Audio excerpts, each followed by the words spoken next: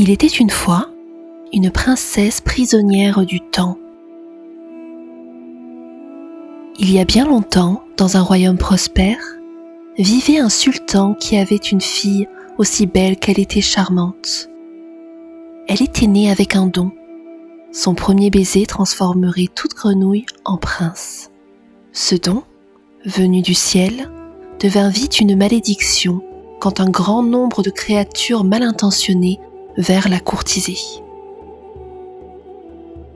Afin de trouver le grand amour de sa fille, le sultan organisa un bal où chaque prétendant vint se présenter.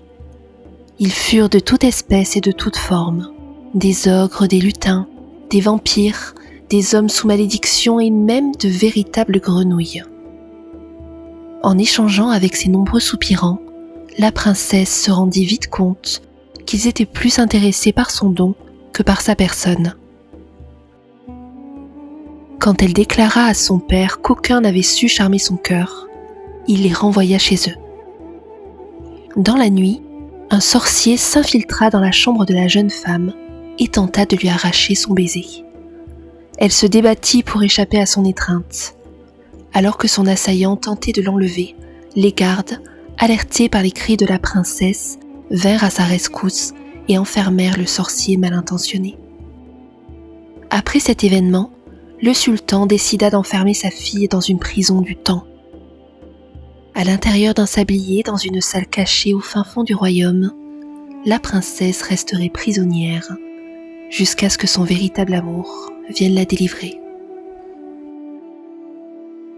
Le sablier qui la détenait était magique. Seul celui qui la désirait pour son cœur et non pour son don pourrait briser sa prison de verre. Cela était bien entendu à condition que la princesse veuille bien de cette fameuse personne. La nouvelle de la disparition de la princesse se répandit dans le pays. Tous les soupirants se mirent à inspecter chaque recoin secret du royaume pour être celui qui pourrait non seulement la délivrer, mais surtout recevoir son premier baiser. La prison de la princesse était une grande chaumière en terre cuite, dissimulée sous le sable du désert dans une oasis. Il n'y avait que le sablier géant et une petite fenêtre qui laissait filtrer la lumière. Dans son isolement, la princesse avait demandé un garde pour ne pas être seule. De peur qu'un simple homme veuille devenir prince, le sultan enchaîna un grand dragon rouge à sa prison.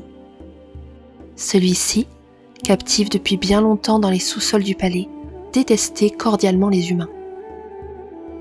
Il ne parlait pas, se contentait d'être couché près du sablier, les yeux posés sur l'entrée de la chaumière, attendant les preux chevaliers. Les soupirants vinrent au compte-gouttes.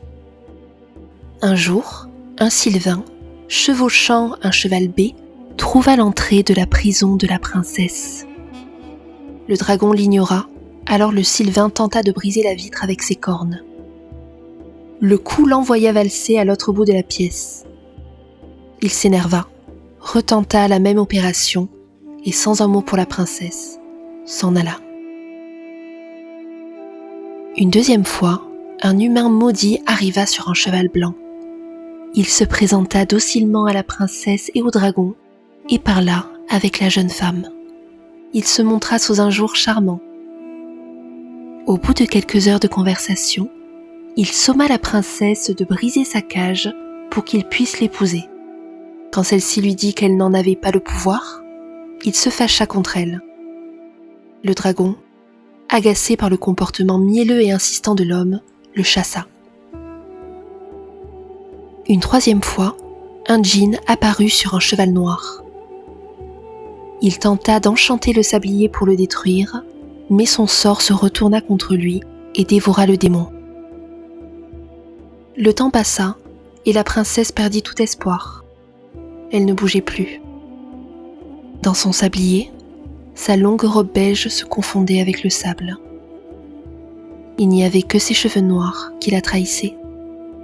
Puis le temps les recouvrit de poussière dorée, jusqu'au jour où ne furent visibles que ses grands yeux noirs qui regardaient avec lassitude le temps s'écouler. Son seul repère dans le temps était le jour de la Saint-Valentin. Chaque année depuis son enfance, son père remplissait sa chambre de roses pour qu'elle se réveille au parfum des fleurs. Toutes ces beautés rosées embellissaient son quotidien, faisant de ce jour son favori de l'année. Quand le sultan la reclut dans sa prison de temps et de sable, il conserva son rituel.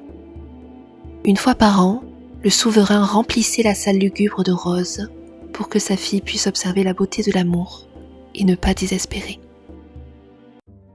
Elle comptait alors les nuits entre chaque Saint-Valentin et espérait pouvoir parler à son père lors de sa visite nocturne. Quand elle put rester éveillée, elle ne vit ni son père ni ses gardes. Il n'y avait que des vieilles femmes silencieuses qui refusaient d'adresser la parole à la princesse maudite. Alors, déçue, la princesse ne tenta plus d'avoir de contact avec ces femmes. Elle préférait compter les jours jusqu'à se réveiller au parfum des roses. Un matin, alors qu'elle avait patienté une année et compté les jours pour se réveiller ce jour de Saint-Valentin, elle constata que son père l'avait oubliée. Déçue, elle se replia sur elle-même et versa des larmes de poussière. Le cœur brisé, elle voulut disparaître de ce monde. La seule personne qu'il aimait pour elle l'avait abandonnée. Il ne lui restait que sa prison, le temps et le dragon. Le lendemain de cette triste Saint-Valentin, quand les rayons du soleil vinrent doucement éclairer sa chaumière, une odeur forte et florale vint lui chatouiller les narines. Quand elle ouvrit les yeux, elle fut ébahie par la pièce envahie de jasmin. Les dalles du sol avaient été enlevées et les plants de jasmin enterrés à même le sol. Sa prison était alors plus chaleureuse, fleurie et odorante. Elle eut l'espoir que ce soit l'œuvre de son père. Mais elle constata que la chaîne du dragon était brisée et que celui-ci avait de la terre sur ses griffes. Elle s'approcha autant qu'elle put de son garde, posa la main sur le verre qui la retenait et le remercia. Le grand reptile rouge ne lui accorda pas un regard, se contentant de fixer la porte. Les soupirants continuaient de venir tenter leur chance, mais ils repartaient soit blessés par le sortilège, soit chassés par le dragon s'ils avaient blessé la princesse, ou de même, de lassitude. Ils ne revenaient jamais. La princesse voulut parler avec le dragon, mais celui-ci avait les mâchoires scellées par des maléfices. Quand elle lui confia que le silence allait la rendre folle, il se leva, brisa la petite fenêtre, et des oiseaux vinrent joyeusement piailler dans la maison. La princesse s'émerveilla chaque jour des nombreux visiteurs animaux qui passaient par cette ouverture. Les petits fennecs qui jouaient entre les pattes du dragon étaient son passe-temps favori. Une fois la fenêtre brisée et le sol partiellement enlevé, bien que sa prison fût plus agréable à vivre, elle était également plus froide la nuit. La princesse, qui ne craignait ni le temps ni la faim, craint alors le froid. La voyant trembler, le dragon s'enroula autour du sablier. La princesse se colla contre les parois pour ressentir la chaleur de son garde. Quand elle dormait, elle entendait les grognements du dragon qui semblait vouloir lui dire quelque chose. Il lui semblait qu'il murmurait son prénom. Un matin, ce n'était pas un prétendant qui vient la délivrer, mais une dizaine qui s'étaient alliés pour anéantir sa prison. Quand elle attendit avec lassitude qu'il tente de détruire le sablier, ils se retournèrent contre le dragon, persuadés que le tuer était la clé pour libérer la princesse. Seul contre cette troupe, le dragon se débattit autant qu'il put, mais fut gravement blessé. Dans son combat, il fissura par mégarde la cellule de la princesse. Une fois le grand reptile inerte, les soldats tentèrent de briser le sablier qui les rejeta. La princesse leur hurla de partir, où elle les maudirait pour avoir blessé son ami. Une fois les hommes enfuis, la princesse frappa de toutes ses forces sur le verre ébréché, jusqu'à se briser les mains. Dans un élan de tout son corps, elle parvint, pour la première fois depuis des décennies, à fendre sa prison du temps. Elle se faufila à travers l'ouverture et se précipita vers le dragon rouge. Celui-ci était en piteux état et respirait à peine. La princesse prit sa tête meurtrie entre ses bras et dans un élan d'amour, l'embrassa. La magie dorée fusa de son baiser pour venir panser les blessures de la bête sous forme de sable. La princesse continua de caresser sa tête couverte d'écailles quand de la peau douce rencontra sa paume. Le dragon était devenu un homme, à l'allure d'un prince. Il ouvrit les yeux, posa une main sur le visage de la princesse et murmura son prénom. Aïssa.